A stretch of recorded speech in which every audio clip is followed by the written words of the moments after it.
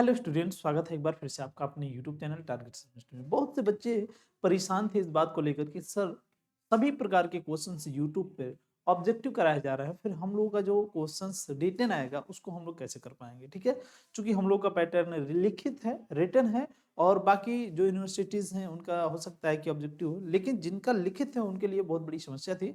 वो सब अपनी परेशानियों को प्रॉपर शेयर कर रहे थे कि सर इसको कैसे हम लोग कवर करें।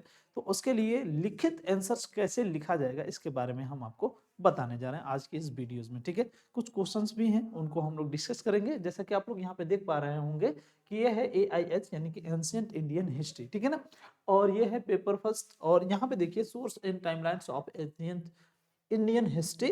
और ये क्वेश्चंस बेसिकली 35 मार्क्स के हैं, ध्यान रखना है 35 मार्क्स के हैं। और इनमें जो है किन्हीं 5 प्रश्नों के उत्तर लिखने हैं जिनके आपस में सभी अंक क्या है, समान है। जिसमें सबसे पहला जो क्वेश्चन है कह रहा है कि प्राचीन इतिहास के लेखन में सिक्के क्यों महत्वपूर्ण है, why coins are important in writing ancient history. ठीक है ना, तो सबसे पहले पहले क्वेश्चंस को हम लोग कैसे लिखेंगे इसको हम लोग समझते हैं। ठीक है, तो चलिए ध्यान दीजिए। प्राचीन जो इतिहास के सिक्के हैं, ठीक है ना, इसमें जो है इसका बताना है कि क्यों महत्वपूर्ण है इतिहास में। ठीक है, क्लियर है। क्वेश्चंस के अकॉर्डिंग अगर हम बात करें तो इसमें क्वेश्चंस में क्या हम लोग हेडिंग निकाल सकते हैं। तो सबसे पहले देखिए, प्राचीन इतिहास लेखन में सिक्के क्यों महत्वपूर्ण है, ये क्वेश्चन पूछा है।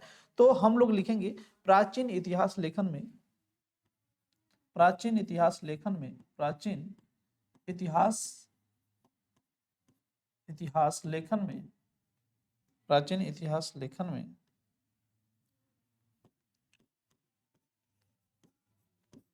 में सिक्कों का महत्व, सिक्कों का सिक्कों का महत्व। ठीक है ना, अच्छा, ये आपका प्रारंभिक हेडिंग बन जाएगी। ठीक है ना, लेकिन इसके पहले चूंकि अब होता क्या है, बच्चों के साथ सबसे बड़ी समस्या होती है कि अगर वो क्वेश्चंस को लिखना स्टार्ट करते हैं तो प्रॉपर उनको हेडिंग याद करना पड़ता है।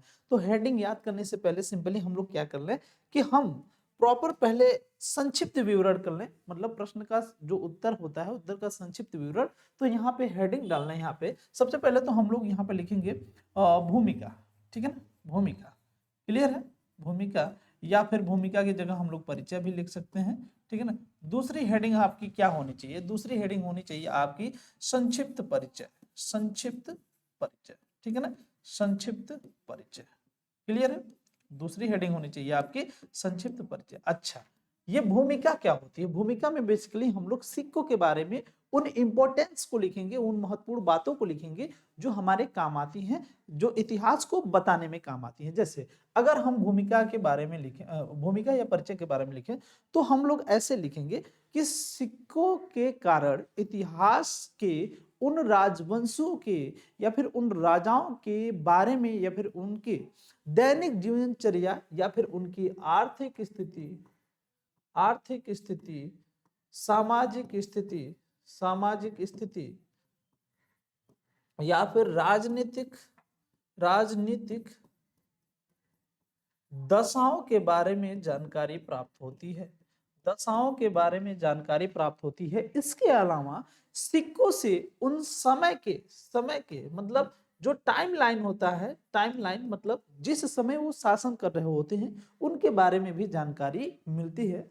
ठीक है, तो ये बेसिकली क्या हो जाता है, एक भूमिका बन जाता है। और भूमिका में क्या होता है कि उन निष्कर्ष को हम लोग लिखते हैं, उन बातों को लिखते हैं जिससे टीचर्स को पता चल जाए कि आगे क्या लिखने वाला है। और जब हम संक्षिप्त परिचय लिखेंगे या फिर संक्षिप्त विवरण या फिर संक्षिप्त उत्तर हम लोग यहाँ पे डालें तो ज्यादा बेहतरीन होगा। या फिर संक्षिप्त उत्तर डालें या फिर संक्षिप्त परिचय। ठीक है ना, हेडिंग में तो यहाँ पे संक्षिप्त परिचय डाल देते हैं हम लोग ऐसे। और इसमें लिखना क्या है, तो सबसे पहले जब हम सिक्कों को देखते हैं तो सबसे पहले सिक्के कहाँ से प्रारंभ होते हैं उसके बारे में लिखते हैं। जैसे आपने हर्यक वंश का नाम सुना होगा, किसका नाम सुना होगा भाई, हर्यक वंश का। हर्यक वंश का आपने जब नाम सुना होगा, हर्यक वंश, देखिए ये हर्यक वंश है। हर्यक वंश में जो शासन है बेसिकली, और कुषाण वंश के जो शासक हैं, कुषाण वंश के जो शासक हैं, कुषाण वंश। ठीक है, अरे कुषाण उल्टा हो गया क्या, ऐसे रुकिए रुकिए, एक मिनट एक मिनट, कुषाण उल्टा हो गया, एक मिनट रुकिए। ठीक है, कुषाण वंश, कुषाण, ठीक है ना, कुषाण वंश के बारे में, जैसा कि आप लोग जानते हैं कि इन्होंने भी सिक्के ढलवाए थे, सोने के सिक्के ढलवाए थे। इसके अलावा जो बहुत से ऐसे राजा महाराजा थे जो किसी ने चमड़े के सिक्के ढलवाए, ठीक है ना, किसी ने शीशे के सिक्के ढलवा दिए, शीशे के, ठीक है ना, किसी ने सोने के सिक्के ढलवा दिए, ठीक है ना, किसी ने चांदी के सिक्के ढलवा दिए, ठीक है ना। तो बेसिकली हम कुछ वंशों का उदाहरण देते हुए हम आगे लिखेंगे, जैसे कि यहाँ पे जब संक्षिप्त परिचय में हम लिखेंगे तो संक्षिप्त परिचय में जैसे कुषाण वंश हो गया, गुप्त वंश आप ले लीजिए, ठीक है ना, गुप्त वंश आप ले लीजिए, ठीक है।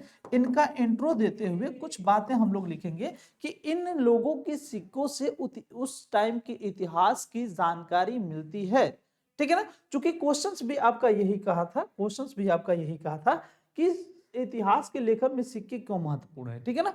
तो इतिहास के लेखन में सिक्के इसीलिए महत्वपूर्ण हो जाते हैं क्योंकि उनके बारे में जानकारी, आर्थिक स्थिति, सामाजिक स्थिति और भी विभिन्न प्रकार की स्थिति के बारे में जानकारी मिलती है। तो यहाँ पे हम लोग अगर बात करें तो सोने के सिक्के, चमड़े के सिक्के, ये सब तो हम बेसिकली संक्षिप्त परिचय में हेडिंग डालते चलेंगे। ये सारी बातें छोटी छोटी, क्यों? क्योंकि हमें ये पता चल पाए कि किस वंश में कौन कौन से शासक ने कौन कौन से सिक्के ढाले थे। इतनी बातें लिखने के बाद अब हमारा महत्वपूर्ण बिंदु आता है, संक्षिप्त परिचय में हमारा क्या लिखना है। तो संक्षिप्त परिचय में और भी हम जानकारी लिखेंगे। क्या जानकारी लिखेंगे? बेसिकली कि राजाओं की पहली हेडिंग्स यहाँ पे लिख दीजिएगा, राजनीतिक इतिहास के बारे में जानकारी, राजनीतिक जीवनचर्या या फिर राजनीतिक स्थिति के बारे में, उन राजाओं के राजनीतिक स्थिति के बारे में यहाँ पे जानकारी मिलती है, पहली हेडिंग। तो राजनीतिक स्थिति किस प्रकार से रही होगी, क्या उनका संवेदनशीलता रहा होगा, एक दूसरे के प्रति किस तरीके से बिहेव करते होंगे, व्यापार का क्या कंडीशन रहा होगा, इन सभी के बारे में। फिर उसके बाद आर्थिक स्थिति तो भाई कंप्लीटली ये सिक्के ही तय करते हैं, ठीक है ना। आर्थिक स्थिति के बारे में जानकारी मिलती है। फिर अर्थव्यवस्था उनकी कैसी रही होगी, जैसे आप लोगों ने देखा होगा कि विभिन्न प्रकार के जो राजा थे इतिहास के लेखन में, जैसे आप गुप्त वंश को देख लीजिए, वो गुप्तों का स्वर्ण काल कहा जाता था। कुषाण वंश को ले लीजिए, वो सोने के सिक्के सबसे शुद्ध ढलवाए थे। तो ये बेसिकली कुषाण वंश के बारे में और गुप्त वंश के बारे में जानकारी मिल गई। और उनकी राजनीतिक स्थिति और आर्थिक स्थिति तो गुप्त वंश की सबसे बेहतरीन थी, क्योंकि सब लोग लगभग धनी थे और ऐसा कहा जाता है कि उनके शासनकाल में किसी भी प्रकार की कोई भी ताले घर में नहीं लगाए जाते थे, ठीक है। तो आर्थिक स्थिति, राजनीतिक स्थिति। तीसरी हेडिंग आप शॉर्ट में डाल लीजिए, तीसरी हेडिंग सामाजिक स्थिति, ठीक है ना, स्थिति के बारे में जानकारी मिलती है। इसके अलावा कुछ राजवंशों की भी जानकारी मिलती है, यानी सिक्के जो मिलते हैं तो सिक्कों में हम लोग पता लगाते हैं, जो आर्कियोलॉजिस्ट होते हैं बेसिकली पता लगाते हैं किस वंश का ये सिक्का हो सकता है। और सिक्कों से उनके धार्मिक चीजों को भी पता चलता है। जैसा कि आपने देखा होगा कि जो समुद्रगुप्त के जो पिता थे, उन्होंने सिक्के ढलवाए थे और सिक्के पे शायद सरस्वती देवी का और अपनी खुद की पत्नी का भी नाम उन्होंने दर्शाया था, ठीक है ना। तो एक चीज ध्यान रखिए कि उनके धार्मिक चीजों की भी बारे में जानकारी मिलती है। तो चौथी हेडिंग आप लिख लीजिए कि धार्मिक चीजों के बारे में जानकारी मिलती है। तो ये सब बातें बेसिकली क्या करते हैं, ये बताते हैं, ये सारी हेडिंग्स। अच्छा, इतनी हेडिंग्स अगर आप डाल लेते हैं तो आपको सोचना नहीं पड़ेगा हेडिंग्स के बारे में। अच्छा, ये डालना कैसे है, ये बेसिकली हमें खुद पढ़ना और सोचना और समझना है। जब हम किसी क्वेश्चंस को पढ़ते हैं तो इतनी बातें हमें पता होनी चाहिए, तब जाकर के हम उसके बारे में जानकारी का मतलब पता लगा लेते हैं। इसके अलावा जो धातु होते हैं, धातु में कौन सी धातु का प्रयोग करके सिक्के बनाए जा रहे हैं, बात समझ में आ रही है। इसके अलावा साहित्यों की भी जानकारी मिल जाती है, साहित्यों की, ठीक है ना। ये अपने आप में साहित्य की जानकारी, ये सब अपने आप में हेडिंग है, ठीक है ना, ये सब अपने आप में हेडिंग है। इसके अलावा उन लोगों के पूरे जीवन शैली के बारे में भी हमें जानकारी मिल जाती है, और कौन व्यक्ति कितना धनी था, कौन व्यक्ति कितना गरीब था, जो राजा थे, ठीक है ना, जो राजा थे, ठीक है, उनके बारे में जानकारी मिलती है। तो ऐसे बेसिकली हम उनके बारे में लिखना प्रारंभ करेंगे, ठीक है। ये पहला क्वेश्चन हो गया, पहले क्वेश्चन का आप ऐसे आंसर लिख लेंगे बाबू, ठीक है। चलिए यहाँ पे दूसरे क्वेश्चंस की बात करें हम लोग, दूसरे क्वेश्चंस की। तो दूसरा क्वेश्चन देखिए, कह रहा है कि प्राचीन इतिहास के लेखन में एक स्रोत के रूप में बौद्ध धर्म के धार्मिक साहित्य का आकलन कीजिए, बौद्ध धर्म के धार्मिक साहित्य के बारे में आकलन कीजिए। अब हम लोग जब बौद्ध धर्म की बात करते हैं तो बौद्ध धर्म की प्रारंभिक जो स्थिति होती है, ये स्टार्टिंग कहाँ से होती है भाई, महात्मा बुद्ध से, ठीक है ना। अब सिंपली इसमें हेडिंग कैसे डालेंगे हम, क्वेश्चंस कह रहा है प्राचीन इतिहास के लेखन में एक स्रोत के रूप में बौद्ध धर्म के धार्मिक साहित्य का आकलन कीजिए। किसके रूप में भाई? स्रोत के रूप में। ठीक है, तो हम यहाँ पे हेडिंग डालेंगे स्रोत के रूप में, स्रोत के रूप में, स्रोत के रूप में। ठीक है ना, किसके स्रोत के रूप में भाई? इतिहास, यहां पे लिख लीजिए इतिहास, इतिहास के स्रोत के रूप में, इतिहास के स्रोत के रूप में बौद्धिक या फिर जो बौद्ध धर्म के साहित्य या फिर बौद्ध धर्म के धार्मिक ग्रंथ या फिर बौद्धिक ग्रंथ, बौद्ध ग्रंथ। ठीक है ना, बौद्ध ग्रंथ। ठीक है, अच्छा, अब इनके जो बौद्ध ग्रंथ है बेसिकली इन्हीं के एक आरण्यक शायद करके कुछ किताबें थी, उससे महाजनपदों के बारे में जानकारी मिलती है। अब मैं बता रहा हूं इनके जो मतलब ग्रंथ हैं वो बेसिकली किस तरीके से इतिहास के बारे में जानकारी देते हैं। मैं बात करता हूं जातक कथा के बारे में, जातक कथा के बारे में। ठीक है ना, जातक कथा, ये जो जातक कथा है बेसिकली ये महात्मा बुद्ध के बारे में जानकारी देती है और इनसे महात्मा बुद्ध के जो जीवन शैली थी, चूंकि वो भी एक राजा के पुत्र हुआ करते थे, ठीक है ना, तो बेसिकली उनके बारे में जानकारी मिलती है। ठीक है, दूसरी बात क्या है, अगर हम बात करें त्रिपिटक की, त्रिपिटक, ठीक है, तो ये उनके बारे में जानकारी मिलती है। और आपने देखा कि जब महात्मा बुद्ध को ज्ञान प्राप्त होता है तो ज्ञान प्राप्त होने के बाद कई राजाओं के पास जाते हैं, कुछ राजा उनके दान देते हैं। आपने विभिन्न प्रकार के राजाओं को देखा होगा, जैसे आपने देखा अशोक को। ठीक है ना, तो अशोक के बारे में जो जानकारी मिलती है बेसिकली कहां से मिलती है?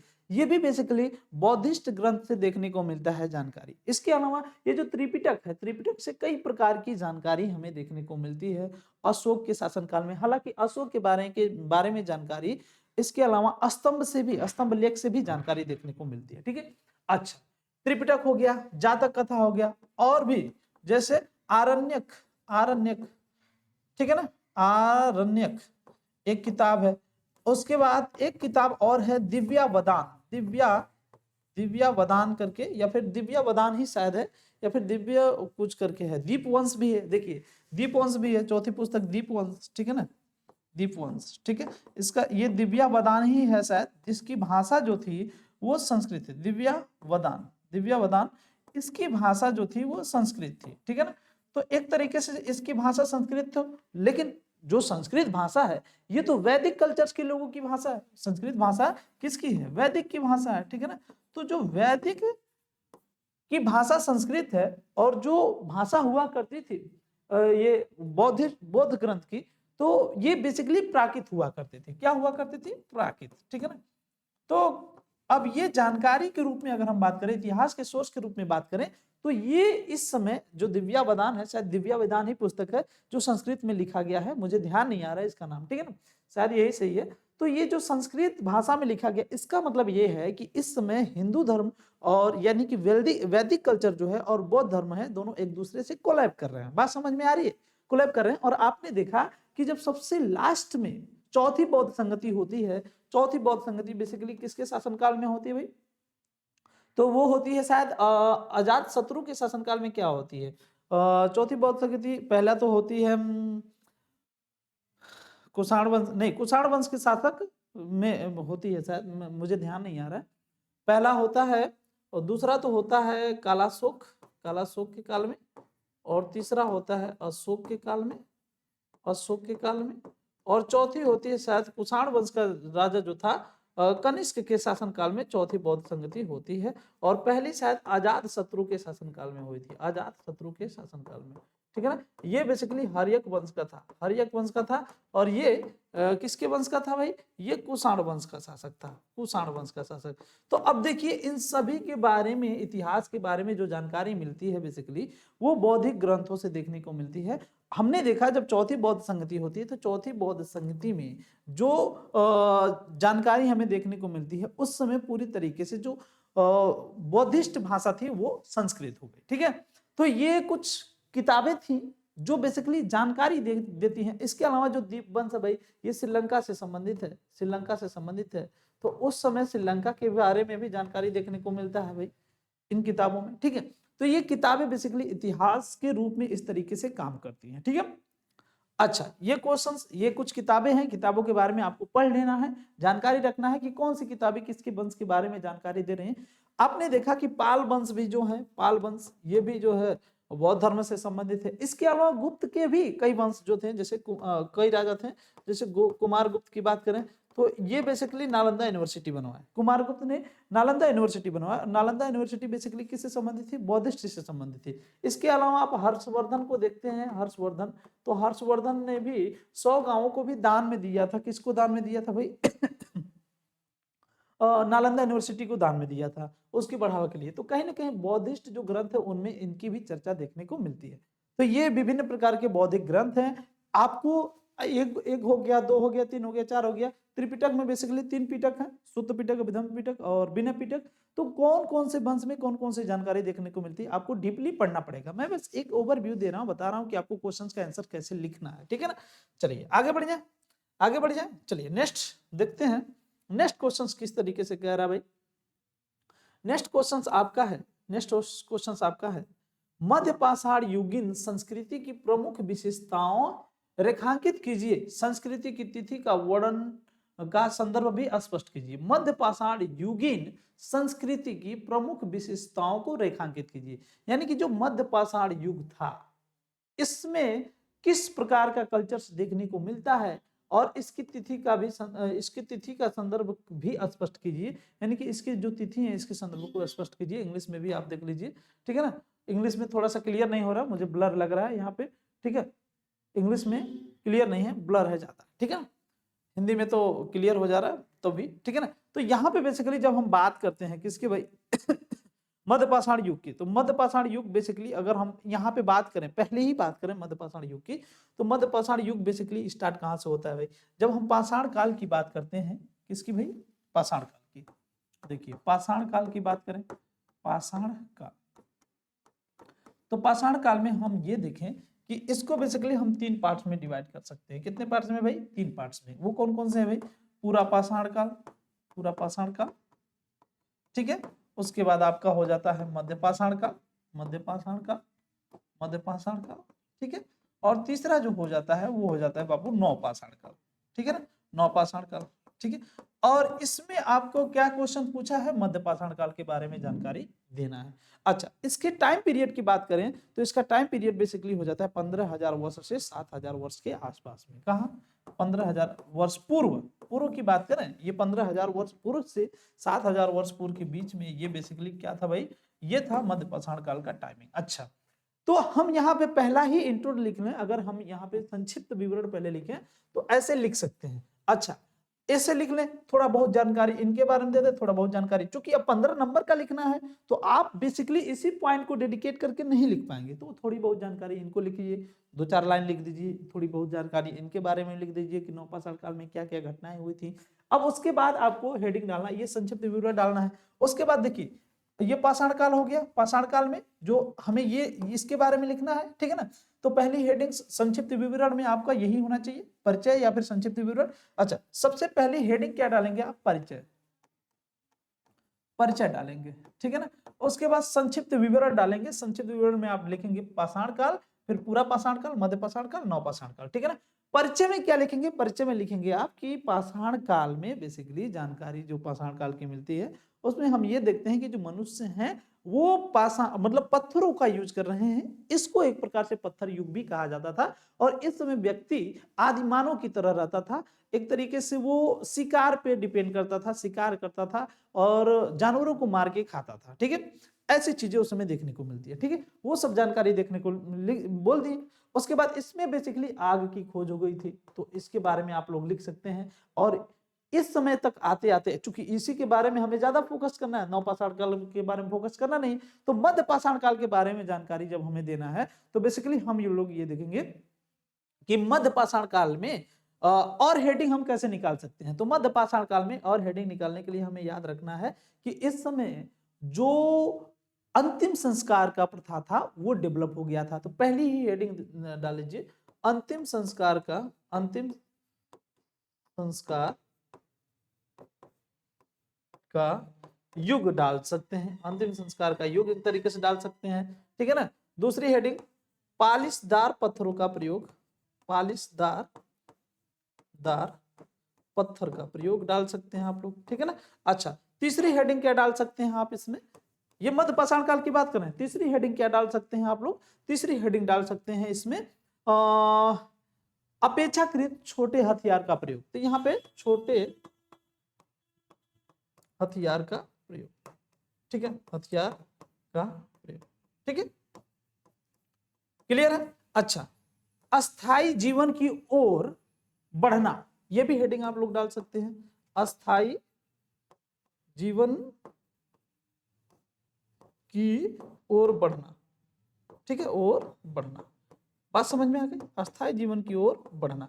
तो ये जो पूरा पाषाण काल है, अगर ये हेडिंग लिख रहे हैं, इसमें आप एक पैराग्राफ लिख दे रहे हैं, इसमें आप एक पैराग्राफ लिख दे रहे हैं, इसमें आप एक पैराग्राफ लिख दे रहे हैं, इसमें आप एक पैराग्राफ लिख दे रहे हैं, और फिर फाइनली आप कहाँ पे पहुंचते हैं, निष्कर्ष पे पहुंचते हैं।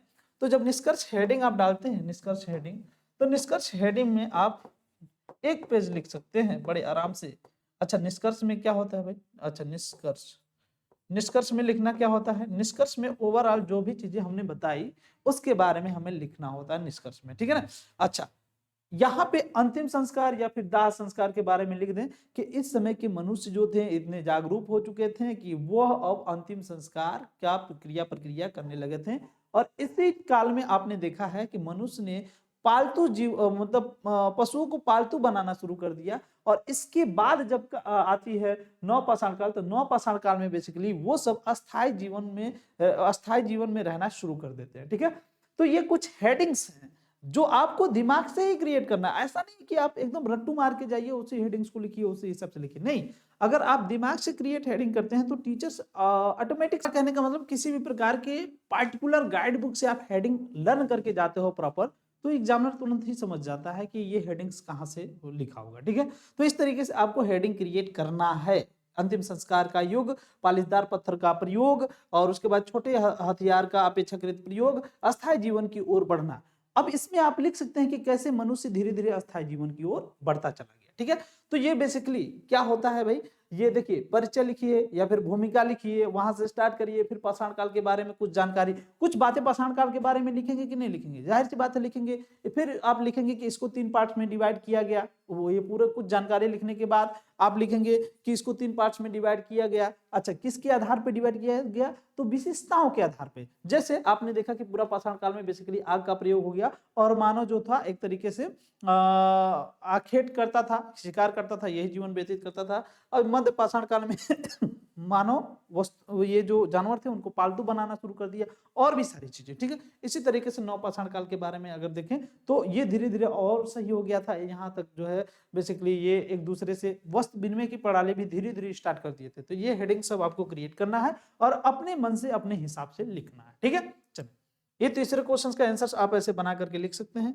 चलिए, अब हम लोग चौथे क्वेश्चन के आसपास पहुंचते हैं। चौथा क्वेश्चन क्या कह रहा है भाई, चौथा क्वेश्चन कह रहा है कि भारत की नवपाषाण काल संस्कृति की चारित्रिक विशेषताओं का वर्णन कीजिए। चारित्रिक विशेषताओं का वर्णन कीजिए, बेसिकली उसमें क्या कंडीशंस थी। देखिए, नवपाषाण काल भी पूछ दिया, ठीक है, नवपाषाण काल संस्कृति, जिस तरीके से मध्य पाषाण काल संस्कृति पूछा उसी तरीके से नवपाषाण काल संस्कृति पूछा। तो इसमें आपको हेडिंग्स कैसे क्रिएट करना है, चलिए हम आपको बताते हैं। सबसे पहले आपको लिखना है क्या, परिचय, वही परिचय या फिर भूमिका या फिर परिचय। इस भूमिका में आपको बेसिकली लिखना क्या है, वही जानकारी लिखना है। पत्थर युग में कैसे मानव रहते थे, क्या कंडीशंस था, वो लोग जानवरों की तरह रहते थे, एक दूसरे का शिकार करते थे, और बेसिकली आदिमानव कहे जाते थे, पत्थर का हथियार बना करके यूज करते थे। यही सब बातें लिखनी है बेसिकली पाषाण काल में, ठीक है ना।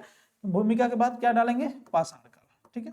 अच्छा, पाषाण काल, ठीक है। अच्छा, ये एक तरीके से क्या करिएगा, संक्षिप्त परिचय या फिर संक्षिप्त उत्तर करके पहले पेज पे लिख दीजिएगा, ताकि आपको हेडिंग के लिए भटकना ना पड़े, ठीक है ना। पहला पेज मान लीजिए ये है, पहला पेज में आपने लिख लिया संक्षिप्त विवरण, संक्षिप्त उत्तर, ठीक है। इसमें पहले भूमिका आपने लिखा, भूमिका में बेसिकली पाषाण काल के बारे में जो कुछ भी जानकारी थी, ओवरऑल सभी काल के बारे में जानकारी थी, लिख लिया। पाषाण काल के बारे में पार्टिकुलर कुछ जानकारी लिख दी, 2 लाइन लिख दिया पाषाण काल के बारे में, ठीक है। उसके बाद इसको विशेषताओं के आधार पर निम्न पार्ट्स में डिवाइड किया गया। तो कौन से भाई, पहला पहला पूरा पाषाण काल, फिर नवपाषाण काल, ठीक है। उसके बाद आप क्या डालेंगे भाई, तीसरी हेडिंग, अरे मध्य पाषाण काल होना चाहिए था भाई। चलिए हेडिंग थोड़ा सा हम ये इधर कर दिए, पाषाण, मध्य पाषाण काल, ठीक है, पाषाण, क्लियर ना। अच्छा, यहाँ पे हमें फोकस करना है क्या पे, नवपाषाण काल। तो आप इसको हेडिंग भी ऐसे डाल सकते हैं, प्रश्न का मुख्य बिंदु, मुख्य बिंदु, प्रश्न का मुख्य बिंदु, ठीक है। इससे एग्जामिनर क्या समझेगा कि हाँ बच्चे को जानकारी है कि हमें किस क्वेश्चंस पे आंसर लिखना है, ठीक है ना, क्लियर है। इससे तुरंत समझ जाएगा एग्जामिनर कि हाँ बच्चे को इस बात की जानकारी है, ठीक है। अब आप इन सभी के बारे में थोड़ा थोड़ा लिख दीजिए। मुझे लगता है कि इतना आप जब लिखेंगे तो पहले पेज पे ये सारी चीजें हो जाएंगी और दूसरे पेज पे इसके बारे में थोड़ा सा जानकारी लिख दीजिएगा, ठीक है। तो इस तरीके से आप तीसरे पेज तक पहुंच जाएंगे, इस तरीके से आप तीसरे पेज तक पहुंच जाएंगे। बेसिकली क्या होता है कि एक क्वेश्चन को लगभग 4 से 5 पेज में, 6 पेज में लिखना होता है, ठीक है। तो तीसरे पेज तक अगर आप यहां तक पहुंच गए तो अब नवपाषाण काल के बारे में लिखिए आप। तो नवपाषाण काल के बारे में कौन सी हेडिंग डालेंगे भाई, नवपाषाण काल में बेसिकली अस्थायी जीवन शुरू हो गया था, कृषि शुरू हो गया था, पशुपालन शुरू हो गया था। तो आप बेसिकली अस्थायी जीवन, अस्थायी जीवन हेडिंग डाल दीजिए, अस्थायी जीवन, ठीक है। दूसरी बात है क्या, अस्थायी जीवन के बाद क्या हो गया भाई, कृषि, कृषि। तीसरी हेडिंग डाल दीजिए आप पशुपालन, पशुपालन, ठीक है ना। तीसरी हेडिंग क्या हो गई भाई, पशुपालन। चौथी हो गई स्वामित्व की भावना, और पांचवी हो गई बस्तियों का प्रारंभ या फिर बस्तियों का विकास, ठीक है ना। स्वामित्व की भावना भी इस समय डेवलप हो गई थी, स्वामित्व की भावना। स्वामित्व की भावना क्यों हो गई, क्योंकि अस्थायी जीवन जब स्टार्ट किया इन्होंने तो सब लोग एरिया को कवर करने लगे, कैप्चर करने लगे कि यहां तक हमारा हो जाए, यहां तक हमारा हो जाए। तो इस तरीके से जब हमारे की बात आई तो वहां पे स्वामित्व की भावना कि हम यहां तक के स्वामी हैं, तो स्वामित्व की भावना बेसिकली आ गई, ठीक है ना। द्वेष भी यहीं से शुरू हो गया, ठीक है, कहानी यहां से हो गई। बस्तियों का विकास हो गया, बस्तियों का विकास हो गया, बस्तियों का प्रारंभ कह सकते हैं आप, प्रारंभ या फिर बस्तियों का विकास भी यहीं से शुरू हो गया, ठीक है। इसके अलावा अब जब अस्थायी जीवन जीना शुरू कर दिए तो जाहिर सी बात है कि उन्हें सब कुछ चाहिए, बर्तन और भी सारी चीजें धोने के लिए, खिलाने पिलाने के लिए जानवरों को भी, और भी सारी चीजें, पशुपालन भी स्टार्ट हो गया। तो यहाँ पे मृदभांड वगैरह का भी प्रारंभ हो गया, मृदभांड कह सकते हैं। मृदभांड बेसिकली वो चीज होता है जहाँ पे अनाज को स्टोर करके बेसिकली रखने का कार्य किया जाता था, ठीक है ना। तो ये बेसिकली ऐसे आप जब लिखना स्टार्ट करेंगे तो देखिए एकदम सीरियल वाइज से आप लिखते जा रहे हैं। अब ये सारी, इन सभी चीजों के बारे में थोड़ी थोड़ी बातें लिख दी।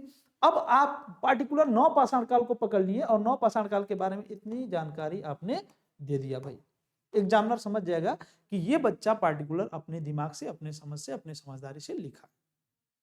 बात समझ में आ गई। तीसरे क्वेश्चन को आप ऐसे लिख लीजिए। चलिए चौथे क्वेश्चन पे पहुंच जाते भाई।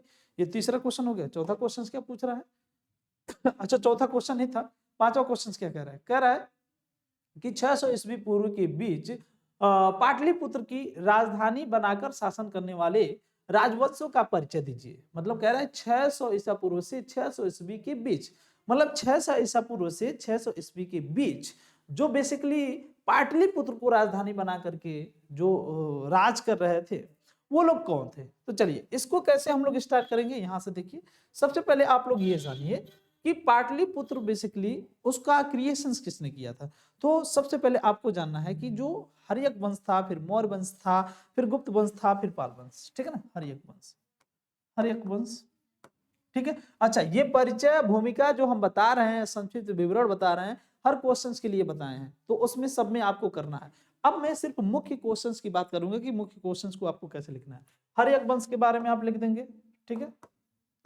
उसके बाद आप मौर्य वंश के बारे में लिख देंगे, मौर्य वंश के बारे में लिख देंगे, फिर आप गुप्त वंश के बारे में लिख देंगे, फिर आप पाल वंश के बारे में लिख देंगे, ठीक है ना, पाल वंश के जो राजा थे। अब इनके जो विभिन्न राजा थे, विभिन्न राजा, जैसे हर्यक वंश की स्थापना किसने करी, तो हर्यक वंश की बेसिकली स्थापना जो की थी वो बिंबिसार ने की थी। फिर अजातशत्रु आया, फिर उदयन आया, ठीक है ना, हर्यक वंश का बिंबिसार, ठीक है, बिंबिसार। तो बिंबिसार आप ऐसे लिख लीजिए, बिंबिसार के बारे में दो चार बातें लिख लीजिएगा, हेडिंग, मेन हेडिंग डाल करके बिंबिसार के बारे में लिख दीजिएगा। जैसे हर्यक वंश हो गया, हर्यक वंश में पहली हेडिंग डालेंगे बिंबिसार, ठीक है ना, पहली हेडिंग डालेंगे बिंबिसार, ठीक है, बिंबिसार पहली हेडिंग डाल देंगे। दूसरी हेडिंग डाल देंगे आप अजातशत्रु, अजातशत्रु, अजात शत्रु ने कौन कौन से मुख्य कार्य किए थे उसके बारे में थोड़ा सा लिख देंगे। फिर उसके बाद हेडिंग डाल देंगे उदयन, उदयन ने बेसिकली यहाँ से जानकारी दी थी। अब चूंकि वंश पूछा है तो हर्यक वंश भी आ गया। फिर उसके बाद मौर्य वंश आ गया। मौर्य वंश का भी जो था वो चंद्रगुप्त मौर्य था संस्थापक, चंद्रगुप्त मौर्य, ठीक है ना। अब चंद्रगुप्त मौर्य के बारे में दो एक बातें आप याद रखिए, लिखिए, याद तो रखना पड़ेगा, समझ रहे हो कि नहीं। बेसिकली इसकी कहानी क्या थी, ये जैन धर्म से संबंधित था। सारी कहानियां पढ़ा दी हैं, आप इसकी प्रीवियस वीडियोस ऑब्जेक्टिव क्वेश्चंस का जाकर के देखिए, सब कहानी पढ़ा दी है। और जो बच्चे परचेस किए रहे होंगे कोर्स उनके लिए तो कोई दिक्कत नहीं है, उन सबको तो सब कुछ पता होगा। इसके बाद भाई चंद्रगुप्त मौर्य के बाद कौन आ जाता है भाई, तो बिंदुसार आ जाता है। कौन आ जाता है, बिंदुसार। अब देखिए यहाँ पे बिंदुसार और बिंबिसार में अंतर है। बिंदुसार बेसिकली कौन था, वो पिता था अशोक का, और बिंबिसार हर्यक वंश से संबंधित है, ये संस्थापक था हर्यक वंश का। इन दोनों में बच्चे काफी कंफ्यूज होते हैं। बिंबिसार के बारे में लिखिए, अशोक के बारे में लिखिए, ठीक है ना, अशोक के बारे में।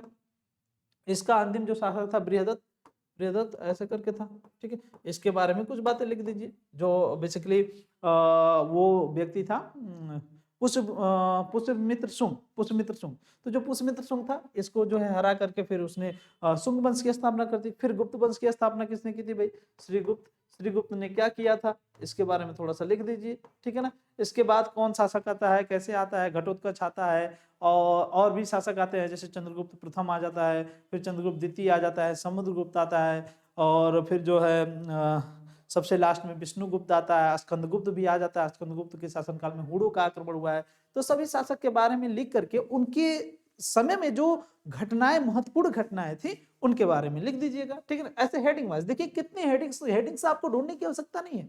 अगर आप थोड़ा सा भी पढ़े हैं तो ये आपकी मुख्य हेडिंग हो गई, मुख्य हेडिंग हो गई, ठीक है। ये 2 3 4, ये 4 जो वंश है ये शासन किए थे पाटलिपुत्र पे बेसिकली, ठीक है ना। अच्छा, अब इन चारों के बारे में आपको जानकारी लिखना है सब हेडिंग करके। देखिए ये सब हेडिंग है, ये सब हेडिंग हो जाएंगे। इनके बारे में दो दो बातें, एक दो बातें, 3 बातें लिख दीजिए। इसके बाद देखिए घटोत्कच आ जाएगा, घटोत्कच, घटोत्कच, ठीक है। कुमारगुप्त ले, अच्छा कुमारगुप्त बाद में आता है, चंद्रगुप्त ले लीजिए। अरे भाई चंद्रगुप्त ले लीजिए, क्या ले लीजिए, चंद्रगुप्त को ले लीजिए, ठीक है ना। उसके बाद चंद्रगुप्त द्वितीय भी आ जाता है, उसको ले लीजिए, कुमारगुप्त को ले लीजिए। ये विभिन्न प्रकार के शासक हैं जो महत्वपूर्ण घटनाएं उनकी हैं। गोपाल नाम का व्यक्ति था, ये शासन किया था, ये भी बेसिकली बौद्ध धर्म से संबंधित था। तो बस इनके बारे में थोड़ी थोड़ी जानकारी ऐसे सब हेडिंग बनाते हुए दो दो बातें, चार चार बातें आप लिखते चले जाइए। अरे भाई अगर एक ही व्यक्ति के बारे में यहीं से अगर आप लिखना स्टार्ट करें तो बताइए 2 पेज यहीं भर गया, 2 पेज इसके लिए भर दीजिए, 2 पेज इसके लिए भर दीजिए, 2 पेज इसके लिए। देखिए 8 पेज की हो गई आपकी कॉपी। आप कहते हैं कंटेंट कहाँ से लाएं, क्वेश्चन कहाँ से लाएं, लिखें कैसे, इनके बारे में अगर जानकारी है तो आप लिख सकते हैं। ये बेसिकली क्या था भाई, 5वां क्वेश्चन था। क्या था, 5वां क्वेश्चन था। देखिए 5वां क्वेश्चन। अच्छा अब 6वें क्वेश्चन पे पहुंचते हैं भाई। 6वें क्वेश्चन पे कह रहा है कालानुक्रमिक रूप से राजपूत काल 600 ईस्वी से राजपूत काल के राजवंशों का विवरण दीजिए। ये तो अपने आप में बहुत बड़ा है भाई, ये क्वेश्चन अपने आप में बहुत बड़ा है। इसके बारे में बेसिकली जो, 1 मिनट रुकिए, थोड़ा सा हम पानी होने के लिए बाबू, 1 मिनट आप रुके रहेंगे तो ज्यादा बेहतर हो जाएगा, ठीक है। चलिए देखिए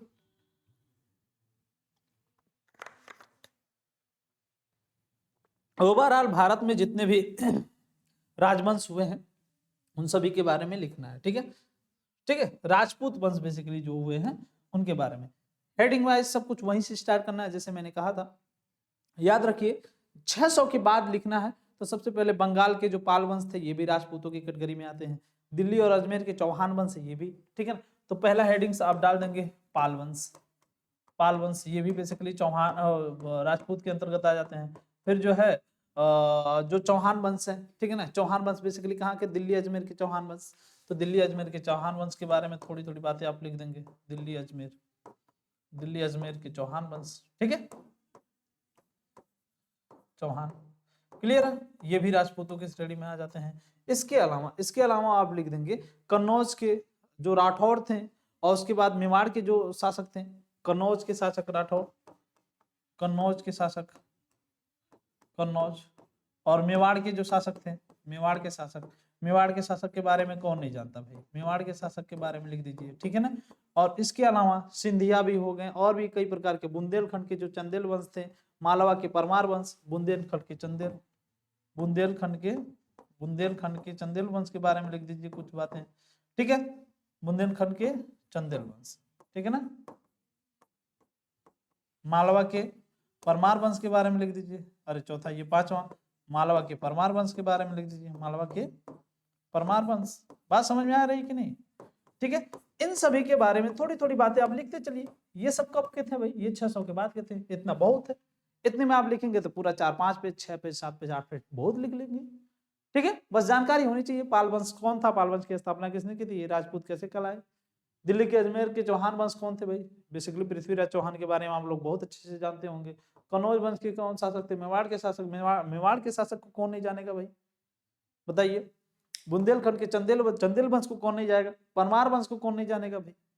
इनके बारे में थोड़ी थोड़ी जानकारी करिए, लिखिए, ठीक है ना। मैंने केवल एक रेफरेंस दिया क्वेश्चंस को कैसे लिखना है, इसमें भी वही चीजें है बाबू, कुछ अलग नहीं है। बस क्वेश्चन स्टार्ट करिएगा कहाँ से, संक्षिप्त विवरण। अच्छा, पहले ही पेज पे आपको ऐसे संक्षिप्त उत्तर करके लिखना है, संक्षिप्त उत्तर, ठीक है ना।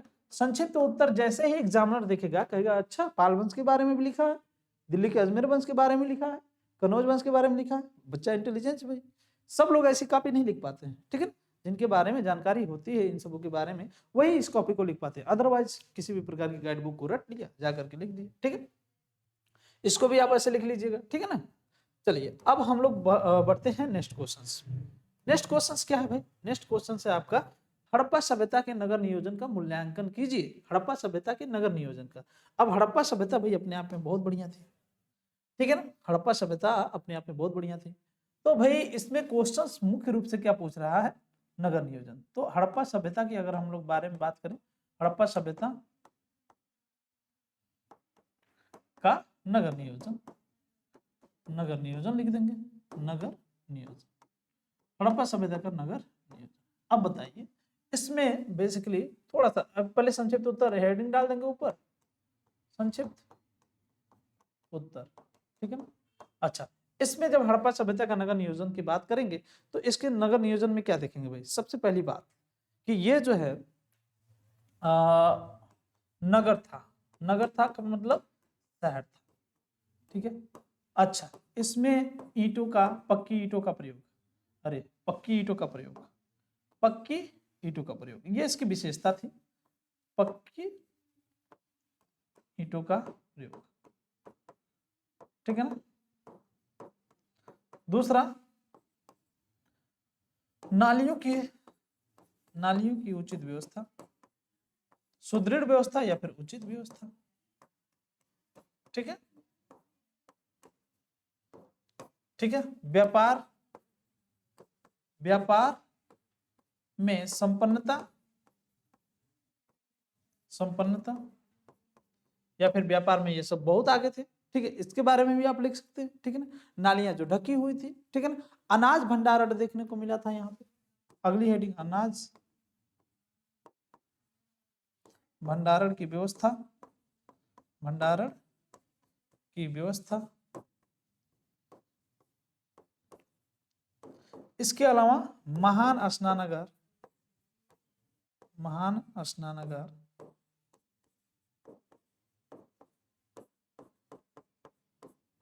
का साक्ष्य, ठीक है ना। ये हेडिंग बनाने की थोड़ी सी कला आपको सीखनी पड़ेगी। जैसे देखिए मैंने हेडिंग बनाया ना, मैंने हेडिंग बनाया, हेडिंग में क्या क्या चीजें हमने यूज किया, देखिए नगर यानी कि शहर, पक्की ईंटों का प्रयोग, नालियों की उचित व्यवस्था, नालियां ढकी हुई थी, समकोण पे काटी हुई थी। अच्छा, एक और ग्रिड पद्धति का विकास, ये भी आप लिख सकते हैं, ग्रिड पद्धति का विकास, पद्धति का विकास, ठीक है, ग्रिड पद्धति का विकास, ये भी आप हेडिंग डाल सकते हैं। देखिए कितने बढ़िया तरीके से ये शहर नियोजित था और क्वेश्चंस भी यही पूछा था। बात समझ में आ गई कि नहीं, क्वेश्चंस भी यही पूछा था और कितने बढ़िया तरीके से ये शहर को नियोजित किया गया था। व्यापार में संपन्नता थी, व्यापार का साक्ष्य कैसे मिलता है भाई, लोथल नामक जो शहर था, लोथल, तो लोथल नामक जो शहर था यहाँ पे पत्तन नगर या फिर बंदरगाह मिला था, उससे पता चला कि ये व्यापार में संपन्न था। सिक्के भी देखने को मिले, मुहरे भी देखने को मिले, मुहरों की उपलब्धियां, उपलब्धता, मुहरे ये बताती हैं कि भाई वहां पे बिजनेस कितने बढ़िया लेवल पे था, क्योंकि मुहर बेसिकली किस में काम आती है, बिजनेस लेवल पे। इतनी सारी हेडिंग्स देखिए कितनी आसानी से मैंने क्रिएट कर दी, और जब मैंने क्रिएट किया तो इसी के बारे में थोड़ी थोड़ी बातें आप लोग लिखेंगे, आपका क्वेश्चंस का आंसर हो जाएगा। बात समझ में आ गई? क्वेश्चंस का आंसर आपको देखने को मिल जाएगा। कितने पेज लिखेंगे भाई, कितने पेज? इसमें अगर 4 ही लाइन लिखिए, इसमें भी 4 ही लाइन लिखिए, तो देखिए 4 4 8, ये एक पेज कवर कर लेगा, बढ़िया तरीके से आप लिख रहे हैं तो। ठीक है ना? चलिए आगे बढ़े, आगे बढ़े। नेक्स्ट क्वेश्चन से आपका, नेक्स्ट क्वेश्चन से आपका महाभारत मध्यकालीन इतिहास के बारे में क्या जानकारी देता है? महाभारत, अच्छा महाभारत समकालीन इतिहास के बारे में क्या जानकारी देता है? ठीक है, तो महाभारत के बारे में बेसिकली कौन नहीं जानता भाई? महाभारत अपने आप में बहुत बढ़िया था, ठीक है ना। अब एक बात बताइए, महाभारत एक धार्मिक ग्रंथ है, धार्मिक ग्रंथ है, जाहिर सी बात है कि धर्म के बारे में जानकारी देता है। दूसरी बात, दूसरी बात कि ये जो है उस समय के हस्तिनापुर के राजाओं के बारे में, हस्तिनापुर के राजाओं के बारे में जानकारी देता है। तीसरी हेडिंग्स, महाभारत टाइम पीरियड की भी बात करता है। महाभारत जो डेवलप हुआ था, महाभारत का जो लड़ाई हुआ था उस समय का कंडीशंस क्या था, सामाजिक व्यवस्था, ठीक है, या फिर उस समय की राज व्यवस्था के बारे में भी देखने को मिलता है। शासन की पद्धति के बारे में भी उस समय की देखने को मिलती है, शासन की पद्धति, ठीक है। उस समय क्योंकि महाभारत हिंदू धर्म से संबंधित है, तो हिंदू धर्म जो था बेसिकली इसके बारे में जानकारी देखने को मिलती है। ये सब आप महाभारत के बारे में बता दीजिए। बात समझ में आ गई कि नहीं? इसके अलावा, इसके अलावा हम लोग ये देखें कि विज्ञान के भी बारे में कुछ ना कुछ जानकारी देखने को मिलता है इन ग्रंथों से, ठीक है, विज्ञान के बारे में भी जानकारी मिलता है, ठीक है। चलिए अब आगे बढ़ जाए, आगे बढ़ जाए, नेक्स्ट क्वेश्चन देख लेते हैं, नेक्स्ट क्वेश्चन देख लेते हैं। अच्छा, भूमिका, संक्षिप्त परिचय, निष्कर्ष, ये हर क्वेश्चन में होना चाहिए। भूमिका, संक्षिप्त परिचय, निष्कर्ष, ये हर क्वेश्चन में होना चाहिए, याद रखिएगा। अच्छा, वैदिक साहित्य पर निबंध लिखिए, वैदिक साहित्य पर निबंध लिखिए भाई। वैदिक साहित्य एक तो है नहीं, सबसे पहला जो वैदिक साहित्य है, पहला ही वैदिक साहित्य ये वेद है। क्या है? वेद है। इसके अलावा ब्राह्मण ग्रंथ है, ब्राह्मण ग्रंथ है, ठीक है।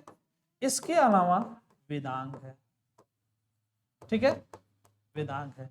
इसके अलावा पुराण है, पुराण है, ठीक है। इसके अलावा उपनिषद है, ठीक है। देखिए अगर हम इन सभी में केवल एक एक पैराग्राफ लिखते हैं, केवल आधा आधा पेज लिखते हैं, केवल आधा पेज, मान लीजिए इसमें आधा पेज लिख दिए, इसमें आधा पेज लिख दिए, इसमें आधा पेज लिख दिए, इसमें आधा पेज लिख दिए, इसमें आधा पेज लिख दिए, बताइए एक पेज, दो पेज, तीन पेज, ठीक है ना, क्लियर है। इसके अलावा इन सबों को अगर थोड़ा सा बढ़ाएंगे, इन सबों को थोड़ा सा बढ़ाएंगे तो मनुस्मृति भी आ जाता है, ठीक है ना। दर्शन की चीजें देखने को मिल जाती हैं, पुराण की चीजें देखने को मिल जाती हैं। देखिए इसके अलावा मनुस्मृति भी देखने को मिल जाता है, मनुस्मृति, ठीक है। दार्शनिक चीजों का विकास देखने को मिल जाता है, दार्शनिकता, दार्शनिकता देखने को मिल जाता है, ठीक है ना, क्लियर है। इसके अलावा इन सभी का एक हेडिंग डालिए सबसे लास्ट में, निष्कर्ष। तो दो हेडिंग, निष्कर्ष, ध्यान दीजिए, निष्कर्ष, निष्कर्ष, अरे यार बार बार मैं लिखने में गड़बड़ कर दे रहा हूं। निष्कर्ष, देखिए निष्कर्ष, ठीक है, निष्कर्ष देखने को मिल जाता है। निष्कर्ष में भी जानकारी आपको, मतलब ओवरऑल कुछ नहीं तो आप आधा पेज लिख सकते हैं अगर इन सभी के बारे में जानकारी है तो, क्लियर है। तो ये सारी बातें आपको याद रखना है। ये सब के सब एक तरीके से वैदिक साहित्य, ये सब वैदिक साहित्य, इन सभी के बारे में थोड़ी थोड़ी बातें आप याद रखिए, थोड़ी थोड़ी बातें लिखिए, बहुत कुछ लिख लेंगे। वेद के बारे में, वेद तो एक पेज हो जाएगा, वेद ही आपका एक पेज हो जाएगा, 4 वेद है, चारों वेद के बारे में जानकारी जो है आपको लिख देना है, निबंध ही लिखना है ना, लिख दीजिए। हाँ, ऑथेंटिक बातें लिखिए, ठीक है। चलिए नेक्स्ट क्वेश्चन की तरफ जब बढ़ते हैं तो नेक्स्ट क्वेश्चन है, छठी ईसा पूर्व में होने वाले द्वितीय नगरीकरण की विशेषताओं का वर्णन कीजिए या फिर चर्चा कीजिए। छठी शताब्दी ईस्वी पूर्व में, मतलब छठी शताब्दी ईस्वी पूर्व में एक बार तो नगरीकरण आपको देखने को मिला था सिंधु घाटी सभ्यता में, हड़प्पा सभ्यता में, और फिर छठवीं शताब्दी में कैसे नगरीकरण देखने को मिलता है इसके बारे में चलिए जानते हैं। ठीक है, ध्यान दीजिए, जब भी हम छठवीं शताब्दी के बारे में बात करें तो छठवीं शताब्दी हमारा कहाँ से स्टार्ट होता है भाई? छठवीं शताब्दी जब स्टार्ट होता है तो छठवीं शताब्दी में हम ये देखते हैं कि समाज के सभी पक्ष का योगदान देखने को मिलता है। छठवीं शताब्दी में बेसिकली समाज के सभी पक्षों का योगदान,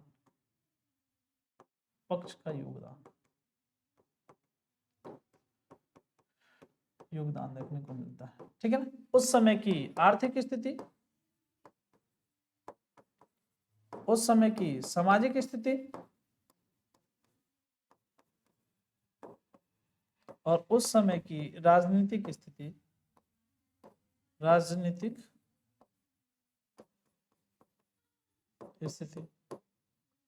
इसकी भी महत्वपूर्ण भूमिका होती है। ठीक है, और ये वही काल है जिसमें कृषि भी डेवलप हो रहा है, मुद्रा भी डेवलप हो रहा है। ठीक है ना, और यहाँ पे इसी समय कृषि, ये पांचवा हेडिंग हो गया कृषि, छठवां हो गया मुद्रा। ठीक है, और इस समय ये सारी व्यवस्थाएं देखने को मिल रही, ये सारी व्यवस्थाएं इसी समय देखने को मिल रही हैं। गंगा घाटी में कृषि, चावल का उत्पादन, व्यापारिक नगर का विकास। ठीक है ना, गंगा घाटी में बेसिकली कृषि का बढ़ावा। ठीक है ना, व्यापारिक बढ़ावा देखने को मिल रहा है, व्यापारिक। ठीक है, तो ये सारी बातें उसी समय तो देखने को मिली। ये सब हेडिंग्स, मुख्य हेडिंग्स, इन सभी के बारे में थोड़ी थोड़ी बातें लिखी। कैसे आर्थिक स्थिति उस समय 600 ईस्वी पूर्व की कैसी थी, सामाजिक स्थिति, उस समय शासन कौन कर रहा था, शासक की बहुत बड़ी भूमिका होती है। ठीक है, सामाजिक स्थिति कैसे देखने को मिली थी, कृषि में क्या डेवलपमेंट हुआ था, मुद्रा कैसी थी, गंगा घाटी में कृषि का विकास कैसे हुआ, व्यापारिक कंडीशंस क्या था, स्थितियां क्या थी, तो इन सभी के बारे में आपको लिखना, उस टाइम के बारे में। ठीक है, तो ये कुछ क्वेश्चंस हैं, इन क्वेश्चंस का आंसर्स हमें कैसे लिखना है, कौन कौन सी बातों का ध्यान रखना है, और एक ऑथेंटिक आंसर्स, जैसे एक तरीके से कह सकते हैं जो प्रभावी उत्तर हो, उसको हमें कैसे लिखना है, इसके बारे में हमने आपको जानकारी दी। एक एक क्वेश्चंस का बेसिकली डिटेल सोल्यूशन दिया। अब मैं बता रहा हूं, इसके बाद भी अगर आपको किसी भी प्रकार की कंफ्यूजन है तो मैं बता दूं कि शुरुआत में हेडिंग्स हमें कैसे डालने हैं। कोई भी क्वेश्चंस का हेडिंग्स में पहले पेज पे क्या लिखेंगे भाई? संक्षिप्त उत्तर, संक्षिप्त उत्तर। ठीक है ना, अब मान लीजिए कि कोई भी क्वेश्चंस दिया हो, जैसे अब हम वैदिक कल्चर्स को ही ले लेते हैं, वैदिक साहित्य के ऊपर क्वेश्चन पूछा था तो वैदिक साहित्य को ले लेते हैं। अब हम वैदिक साहित्य को लेने से पहले हम वैदिक कल्चर्स के बारे में, वैदिक संस्कृति के बारे में थोड़ी सी बातें लिखेंगे। तो पहली हेडिंग्स हमारी इसमें हो जाएगी संक्षिप्त उत्तर में। ये पहला पेज है ना, ये पहला पेज है, और पहला पेज में जो हमारी पहली हेडिंग्स हो जाएगी, ये हो जाएगी वैदिक सभ्यता। ठीक है, वैदिक सभ्यता में दो चार बातें हमें लिखनी है। पहली हेडिंग्स क्या हो जाएगी? वैदिक सभ्यता। ये पहले पेज की बात कर रहे हैं, पहला पेज भरना है हमें हेडिंग से, ताकि आगे चल के हमें दूसरे तीसरे चौथे पेज पे हेडिंग खोजने की आवश्यकता ना पड़े। वैदिक सभ्यता के बारे में कुछ जानकारी लिखनी है कि सबसे प्राचीन वैदिक सभ्यता थी हिंदू धर्म की, और इसमें विभिन्न प्रकार के साहित्यों का विकास हुआ। टाइमिंग भी लिख दीजिएगा 1500 से 600 ईस्वी तक। अगर आपको और भी डीपली जानकारी है तो आप बोल दीजिएगा कि ऋग्वैदिक काल और उत्तर वैदिक काल दो पार्ट्स में डिवाइड कर दिया गया। इसमें कुछ साहित्य डेवलप हुए थे, तो दूसरी हेडिंग जो हो जाएगी आपकी वैदिक साहित्य हो जाएगी। क्या हो जाएगी? वैदिक साहित्य। ठीक है, और यहां पे अगर आप लिख दे रहे हैं प्रश्न का मूल बिंदु, ये पहले पेज की हम बात कर रहे हैं, प्रश्न का मूल बिंदु। ठीक है, तो आपके लिए और बेनिफिशियल हो जाएगा। अब ये तो रेफरेंस हमने दिया, परिचय दिया, भूमिका दिया बेसिकली। ठीक है ना, तो परिचय में हमें इन सभी के बारे में लिखना है, भूमिका में लिखना है। अब जो रेफरेंस हमने दे दिया कि प्रश्न का मूल बिंदु क्या है, तो प्रश्न का मूल बिंदु हमारा वैदिक साहित्य है, और वैदिक साहित्य में पहला जो हो जाएगा, पहला जो साहित्य हो गया आपका वेद ही हो गया। अब वेद के बारे में थोड़ी सी जानकारी लिख दीजिए, और इसके 4 वेद हैं तो चारों वेदों के बारे में लिख दीजिए। ठीक है, क्लियर है? मतलब वेद के आगे ऐसे 4 दिखा दीजिएगा। इसके अलावा आप लिख दीजिए ब्राह्मण ग्रंथ, ठीक है। अब आगे चूंकि पेज पे इतना है तो लिखेंगे नहीं, यहाँ पे आप वेद के 4 वेदों के नाम लिख दीजिए। ऋग्वेद, ठीक है, अथर्ववेद, सामवेद, जो कुछ भी है लिख दीजिएगा, ठीक है ना, जो कुछ भी है हेडिंग बढ़ाते चले जाइएगा, ताकि आपको हेडिंग ढूंढने की आवश्यकता ना पड़े, आपको केवल मटेरियल्स की आवश्यकता पड़े, दिमाग में सोचने की आवश्यकता पड़े कि इस हेडिंग के अंतर्गत हमें क्या लिखना है, ठीक है। जो उसके बारे में जानकारी हो लिख दीजिए। चौथी हेडिंग लिख दीजिए भाई, पुराण के बारे में लिख दीजिए, ठीक है।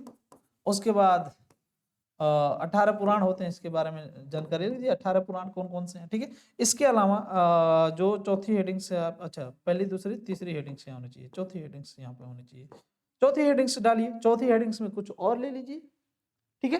पांचवी हेडिंग्स में कुछ और ले लीजिए, छठवीं हेडिंग्स में कुछ और ले लीजिए, ये हो गया, ठीक है। अब इसके बाद ये पहला पेज आपका भर जाएगा। उसके बाद सबसे लास्ट हेडिंग, यहाँ 4-5 हेडिंग ले दीजिए, 6 हेडिंग 7 हेडिंग, सबसे लास्ट में आप लिखिए निष्कर्ष।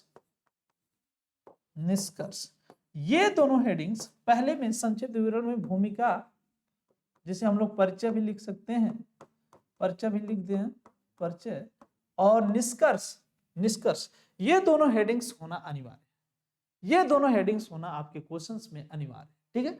ऐसे आप डिजाइन करके लिख सकते हैं, पहला पेज ऐसे डिजाइनिंग से आप भर देंगे, एग्जामिनर को आगे सोचना ही नहीं पड़ेगा कि इस बंदे ने या फिर इस बच्चे ने क्या लिखा होगा, आगे कुछ नहीं सोचना है, वो सब कुछ तो यही देख लिया भाई, वो सब कुछ यही देख लिया, फिर वो सोचेगा कि अच्छा बच्चा तो इंटेलिजेंट लग रहा है, तो फिर प्रश्न का मूल बिंदु पर वो सीधे फोकस करके वेद, वेद में जैसे ही 4 वेद देखेगा कहेगा अच्छा इससे तो ये भी जानकारी है भाई, छोड़ दो इसको, नंबर दे दो। इसी के आधार पे आपको बहुत बेहतरीन नंबर मिल जाएगा। बात समझ में आ गई?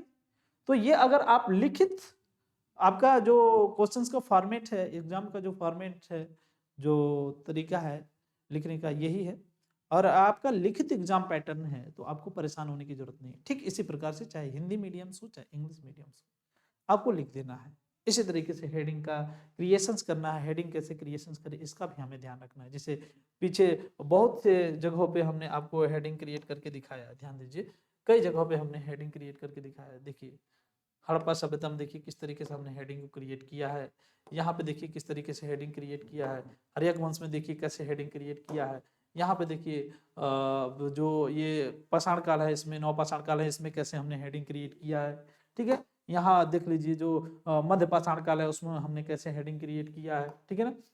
और इतिहास के जो स्रोत है, बेसिकली जो बौद्धिक ग्रंथ है, जो ग्रंथ हैं विभिन्न प्रकार के, इन सभी के बारे में लिखना है जानकारी। तो एक तरीके से आपको बस ध्यान में ये रखना होगा कि हमें कैसे हेडिंग क्रिएट करना है, ठीक है ना। बात समझ में आ गई? हमें कैसे हेडिंग क्रिएट करना है और कैसे क्वेश्चंस का आंसर लिखना है, ठीक है। तो आज की क्लास में आपने ये समझा कि किसी भी प्रश्न का उत्तर हमें कैसे लिखना है, कैसे समझना है, कैसे जाना है। तो आज के क्लास में सिर्फ इतना ही, मिलते हैं नेक्स्ट क्लास में, तब तक के लिए आप भी करिए तैयारी। और अगर आपका फर्स्ट सेमेस्टर निकल जाता है तो सेकेंड सेमेस्टर के लिए रेडी रहिए। पिछली बार जो आपने गलती की थी, कोर्स परचेज नहीं किया था, आपकी बार बिल्कुल भी गलती नहीं करना है, कोर्स परचेज कर लीजिए। मैं कह रहा हूँ केवल आपके रिचार्ज के पैसे में आपको कंप्लीटली 6 महीने का कोर्स प्रोवाइड कराया जाता है। जब तक आपका एग्जाम नहीं हो जाता तब तक के लिए आपका कोर्स वैलिड रहता है। हर एक चीज़ें आपको इसी तरीके से बताई जाएगी, किसी भी प्रकार की समस्या नहीं होगा। आपका जितना भी मार्क्स एक बार बन जाएगा, दोबारा आपको मौका नहीं मिलेगा बनाने का, ठीक है। तो आज की क्लास में सिर्फ इतना ही, मिलते हैं नेक्स्ट क्लास में, तब तक के लिए बाय।